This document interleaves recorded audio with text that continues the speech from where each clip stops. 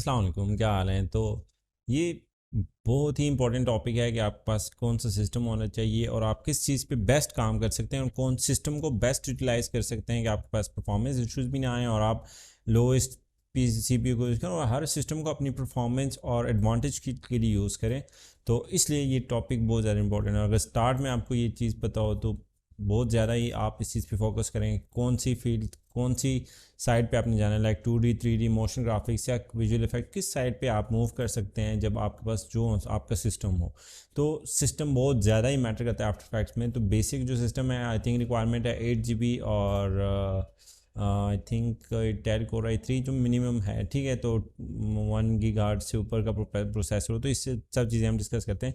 पहले पहले तो है विंडोज़ और मैक। तो जो एडोबी, अगर एप्पल के फ़ैन बॉयज़ होंगे तो वो कहेंगे कि मैं ख़ुद मैक यूज़ करता हूँ, लेकिन उसकी एक वजह है। लेकिन फ़ैन बॉयज़ कहेंगे कि उस पर ज़्यादा अच्छा चलता है, तो उसकी एक रीज़न है।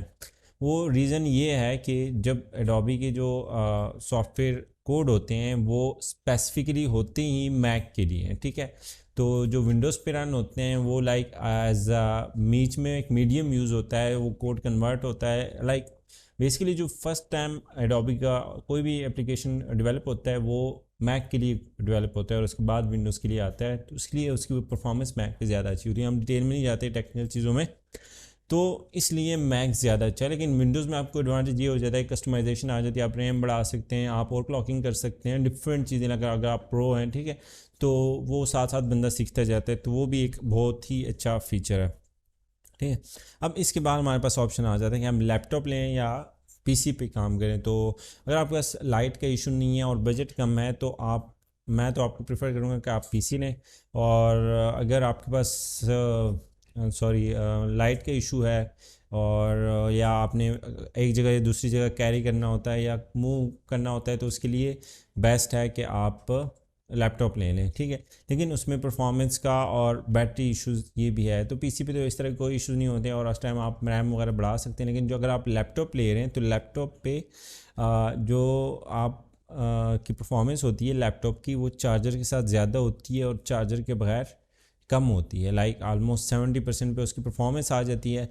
और उसके बाद जो है हमारे बैटरी जो होती है वो भी ख़राब होती है, ओवर हीट होती है, ज़्यादा यूटिलाइज़ होती है जब रेंडरिंग वगैरह चल रही होती है। तो आई विल सजेस्ट, अगर आपको पास स्टेडी चार्जर या एक सोर्स है तो उसमें आप क्या करेंगे, लैपटॉप विंडोज़ को हाइबरनेट मोड पे लगा लें और उसके बाद उसकी बैटरी निकाल के आप सिर्फ चार्जर पे यूज़ किया करें जब हैवी रेंडरिंग करनी हो। स्मॉल रेंडरिंग के लिए डजेंट मैटर, वरना आपकी बैटरी ख़राब होगी, ठीक है।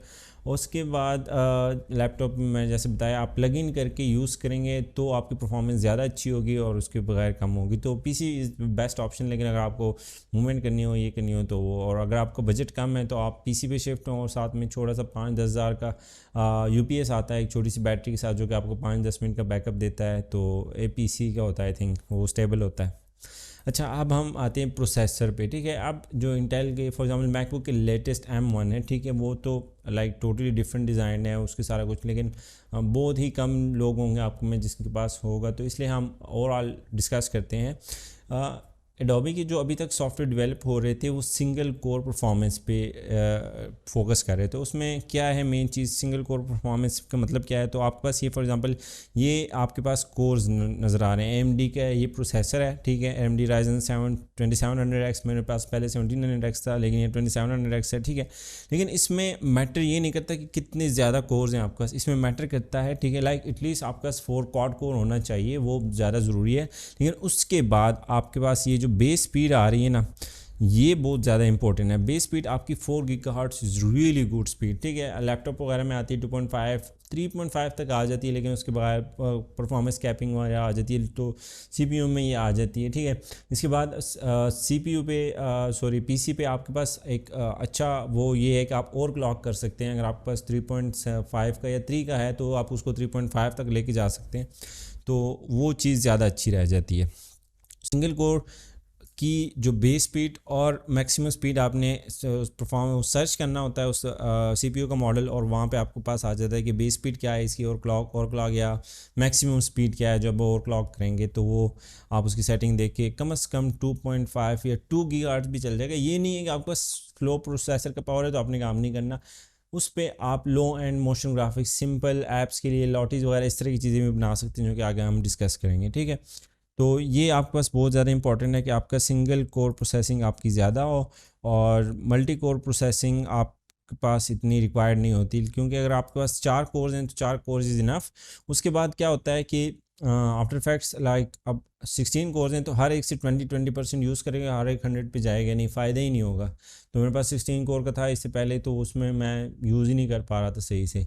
जब मैंने उसके मुकाबले में एक और पीसी लिया है जिसका सिंगल कोर प्रोसेसिंग पावर ज़्यादा थी, लेकिन उसका जनरेशन भी कम था और मॉडल भी कम था, तो वो ज़्यादा अच्छा परफॉर्म कर रहा था एडोबे आफ्टर इफेक्ट्स रेंडरिंग में। लेकिन जो लेटेस्ट है अब इसमें मल्टीपल कोर का वो क्यों हुआ है कि उसमें रेंडरिंग जो है ना मल्टीपल उसमें नहीं होती। लाइक मल्टीपल मीन्स के अब आफ्टर इफेक्ट्स क्या करे कि एक सीपीयू को एक पार्ट दे दे, फिर दूसरे को दूसरा और तीसरा, multiple frames at a time render हो रहे हो, ठीक है। अभी तक आफ्टर इफेक्ट्स 2021 तक के 2020 तक सिंगल उस पे फ्रेम पे रेंडरिंग कर रहा था। लाइक एक फ्रेम होगा, उसके बाद दूसरा होगा, उसके बाद तीसरा, इस तरह रेंडरिंग हो रही थी। लेकिन अभी उन्होंने मेरे ख्याल में मल्टी कोर की सपोर्ट देना शुरू की है 2022 में, तो इसलिए उनकी परफॉर्मेंस भी ज़्यादा अच्छी होती है, लेकिन वो थोड़े से हैवी होते हैं। तो ये चीज़ आपने ध्यान में रखनी है जब आप सिस्टम ले रहे हैं, या कुछ सिस्टम को आपने किस लिए यूज़ करना है, तो ये चीज़ ज़्यादा इंपॉर्टेंट है। मल्टीपल में क्या होता है कि पहले 5 फ्रेम्स एक कोर करेगा, फिर दूसरे 5 फ्रेम्स दूसरा कोर करेगा, तीसरे 5 फ्रेम्स चौथा कोर करेगा। इसके लिए एक वो है प्लगइन है आफ्टर इफेक्ट्स का, आफ्टर कोडेक्स, आप सर्च करें, उसको देखें, हम आगे प्लगइन में भी डिस्कस भी करें।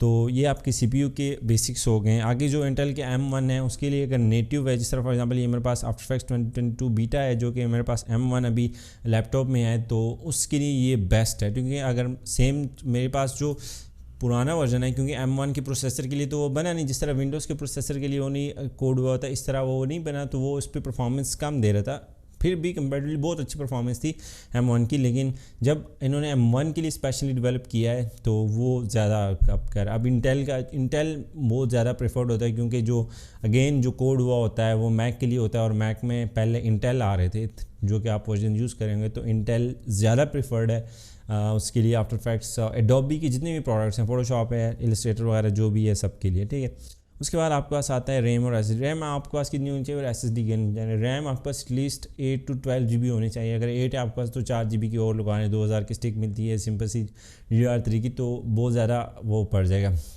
उसके बाद अगर आप सोच रहे हैं कि मैं तकरीबन 5 से 7 10 हज़ार का आपका बजट है और आप रैम बढ़ाना चाहते हैं, तो आप रैम ना बढ़ाएं, ठीक है। उसकी जगह वो आप SSD पे लगाएं, क्योंकि आफ्टर इफेक्ट्स आपके SSD को एज अ रैम यूज़ करता है, हार्ड डिस्क को उतना अच्छा यूटिलाइज नहीं करता। तो आप अच्छी सैमसंग की SSD लें जिसकी परफॉर्मेंस भी अच्छी होती है, और वहाँ पे आप शॉप पे टेस्ट भी करें उसको, ठीक है। तो वो ज़्यादा प्रेफर्ड है, क्योंकि जब 8 GB से ज़्यादा उसको स्पेस रिक्वायर्ड होगी, वो SSD पे चला जाएगा और आपका काम भी हो जाएगा, आपके पास एक एक्स्ट्रा स्पेस भी आ जाएगी और विंडोज़ भी सही चलेगी।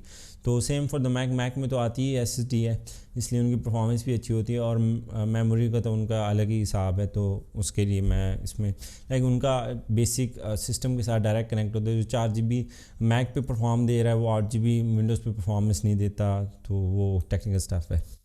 अच्छा, अब आपको GPU चाहिए या नहीं चाहिए, सॉरी वर्जन कौन सा आपने यूज़ करना है। अगेन मैं जिस तरह मैंने पिछले एक्सप्लेन किया, जो बेस्ट और स्टेबल वर्जन है और जो मोस्टली आजकल के टेम्पलेट से आपको प्रोडक्ट्स में यूज़ होता शुरू हुआ है, जहाँ पे प्लगइन किस चीज़ का इशू नहीं आता, मोस्टली वो मैंने यूज़ किया है, वो 2017 है, CC 2017 है, ठीक है।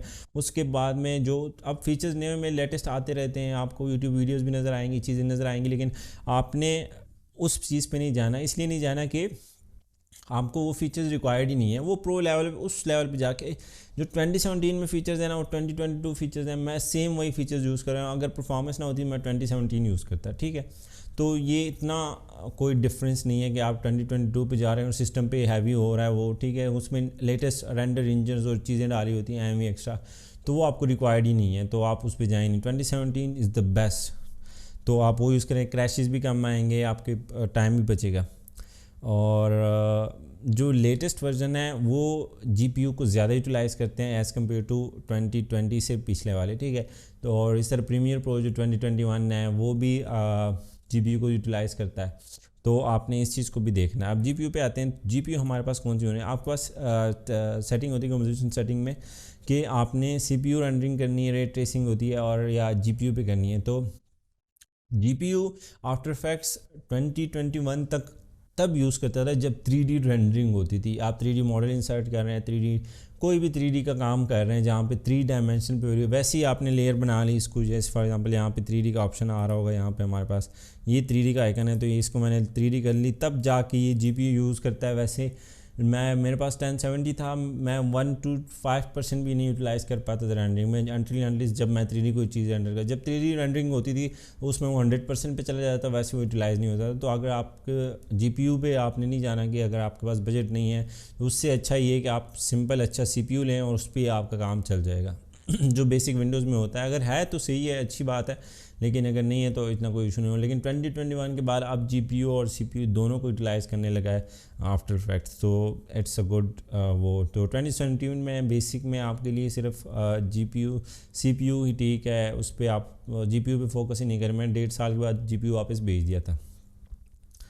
अच्छा, इसके बाद कौन सी सिस्टम पे आप मोशन ग्राफिक्स कर सकते हैं, विजुअल इफेक्ट्स। अब मोशन ग्राफिक्स में 3D एनिमेशन भी आ जाती हैं ऑफ कोर्स, लेकिन मैं 3D एनिमेशन को इस अ सेंस जो हम एक साईफाई चीज़ों और उस टाइप की कार्टून स्टाइल में जाते हैं, तो आपने सिस्टम को देखना होता है। विजुअल इफेक्ट्स में ये होता है कि different type of effects use होते हैं। जिस तरह फायर है ना, आफ्टर इफेक्ट्स बेसिक में फायर बिल्कुल सही बनता नहीं है, तो इसके लिए प्लगइन है पार्टिकल का, पार्टिकुलर है I think, trap code particular. तो इस तरह के प्लगइन यूज़ होते हैं जो कि GPU इंटेंसिव होते हैं और CPU इंटेंसिव भी होते हैं, और रैम भी बहुत ज़्यादा रिक्वायर्ड होती है। तो मेरे पास 32 GB रैम थी और Ryzen 7 1700X था, लेकिन उस पर भी सही नहीं चलती थी वो चीज़ें, बहुत ही ज़्यादा 100 GB तक रैम चाहिए होती, ये चीज़ें चाहिए होती। तो विजुअल इफेक्ट्स लाइक फैंटिसाइज है, अच्छी फील्ड है, आगे जाके आप बहुत मज़ा आएगा, लेकिन उसके लिए सिस्टम रिक्वायरमेंट बहुत ज़्यादा है। आप स्लो सिस्टम में भी कर सकते हैं, लेकिन उसमें ये होगा कि 8 मिनट के रेंडरिंग के लिए आपको 20-25 घंटे लग जाने। तो इससे अच्छा है कि आप उस पर फोकस करें, आप अपने कॉन्सेप्ट्स पे फोकस करें, और वो चीज़ें आप बाद में से, ये जो कॉन्सेप्ट्स हम यहाँ पर डिस्कस कर रहे हैं आगे हर चीज़ में अप्लाई होने, आपके आफ्टर इफेक्ट्स के पूरे फंडामेंटल्स में अप्लाई होने। तो ये चीज़ नहीं है कि आपने मोशन ग्राफिक्स सीख लिया अब आप विजुअल इफेक्ट्स में वो सेम की फ्रेमिंग यूज़ हो रही है, सेम सारे कॉन्सेप्ट्स यूज़ हो रहे हैं, लेकिन एक डिफरेंट तरीके से यूज़ हो रहे हैं। अब वहाँ पे पार्टिकुलर में 3D मोशन है, आफ्टर इफेक्ट्स में आप 3D मोशन सीख रहे हैं, ठीक है, इस तरह की चीज़ें हैं, लेकिन थोड़ी सी वहाँ पे चेंज हुई होती हैं और उसके लिए मुताबिक होती हैं। तो वो GPU और CPU इंटेंसिव होती हैं सारे जो होते हैं, तो इसलिए मैं आपको ये सजेस्ट नहीं करूँगा कि आप उस पर ज़्यादा फोकस करें। और मोशन ग्राफिक्स में आप 3D पे ना जाएं, स्टार्ट में आप 2D से स्टार्ट करें। अगर आपका सिस्टम स्लो है, 3D पे भी करते हैं तो उसकी डिमांड ज़्यादा है, ऑफकोर्स आपके पास क्लाइंट ज़्यादा आएंगे, आपका काम ज़्यादा होगा और चीज़ें 2D 3D मिक्स में ज़्यादा अच्छी लगती हैं, तो ये चीज़ भी है।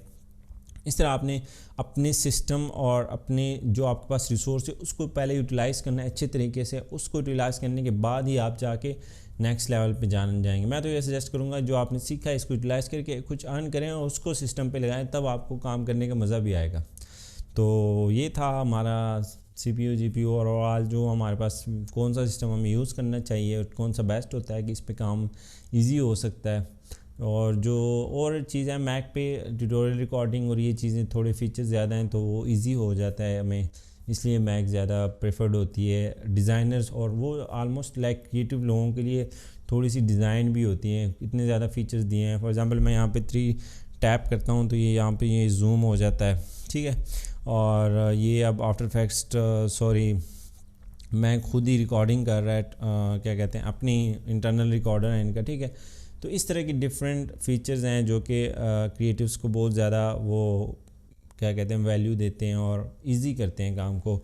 और भी बड़े सारे फीचर्स हैं जो कि आगे जाके हम यूज़ करते हैं। अब मैं किसी और सॉफ्टवेयर से यूज़ करूँ रिकॉर्ड करूँ स्क्रीन को तो 4K और अच्छी क्वालिटी में नहीं रिकॉर्ड करता, लेकिन मैं जब उसमें यूज़ करता हूँ क्या कहते हैं इसमें मैक पे करता हूँ तो वो मुझे 4K और बहुत ही लाइक अच्छी रेजोल्यूशन में रिकॉर्डिंग करके वो मैं कहीं पे भी अपलोड कर सकता हूँ। तो ये थोड़ी सी डिफरेंसेस होती हैं इन चीज़ों में।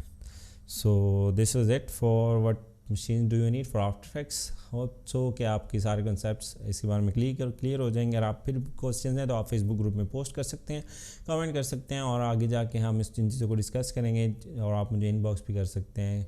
थैंक यू सो मच और see you in the next lecture. अल्लाह हाफिज़।